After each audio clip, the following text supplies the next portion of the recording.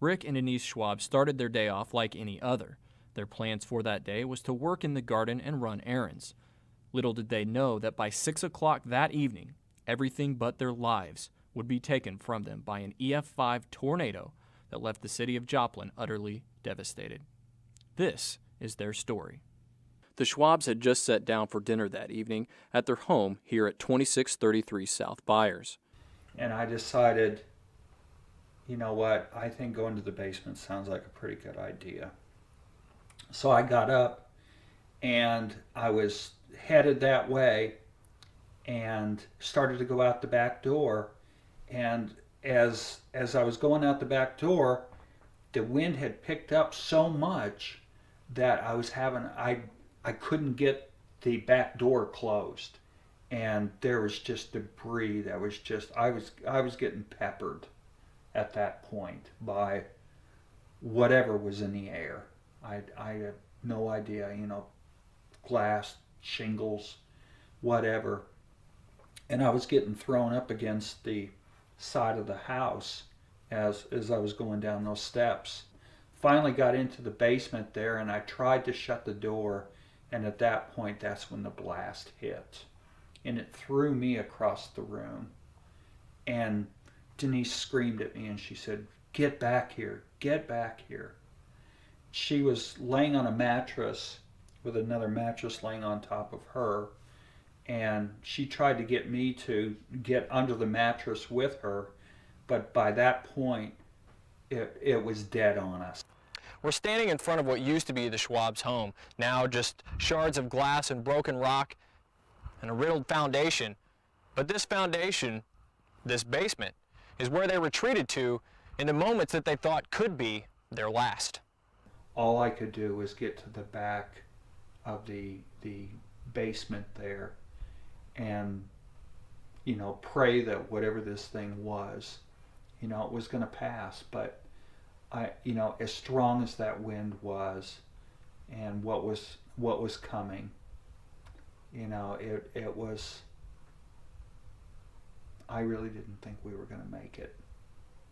I thought that was it. You don't know whether you're going to make it or not. All you can do is pray that, you're ready. You could hear glass breaking. Glass was the first thing. And then at that point, that's when you started hearing the squeak of nails being pulled out. And you hear objects, big objects hitting the house and taking pieces of the house. You could just hear it. And I was crying, definitely, very upset. And Rick tried to comfort me, and he said, maybe it's not that bad. But unfortunately for the Schwabs and thousands of others like them, it was that bad.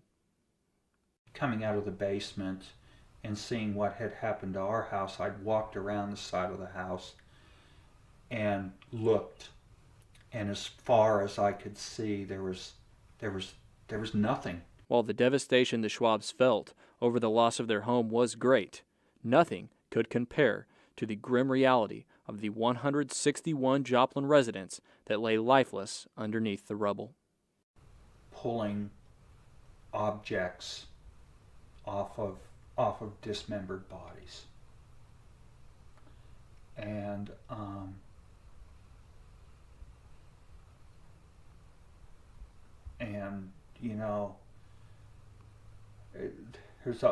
there's almost like it was really strange, because in most cases when you see something like that, you would almost want to kind of run away from it or hide, because of how horrific it was. But knowing that there might be someone that was still alive, and that there was a possibility, and it was your responsibility, because there wasn't anybody else there at the time. In the aftermath of the destruction, the Schwabs helped rescue neighbors and assisted first responders in those critical hours following the storm. The Schwabs have found a new home and a new beginning in Springfield, but they believe the tornado changed more than just their address. Oh, we are much stronger in our marriage Not that we weren't before, but I think that it just has made us closer to one another. We realize how precious life is and how either one of us can be taken in a moment. So you really are a lot more thoughtful of one another and more appreciative of the time that you do have. It helped me to restore my faith in humanity, and that there are good people out there, and that there are caring people and loving people, and people that are there in order to help reach out because they want to. While the tragedy of the Joplin tornado still looms large, it's people like the Schwabs that inspires a little hope in all of us. I thank God that we're here and that we made it, and that we've had an opportunity to share our story. From Joplin, I'm Grant Purvis, Ozarks News Journal.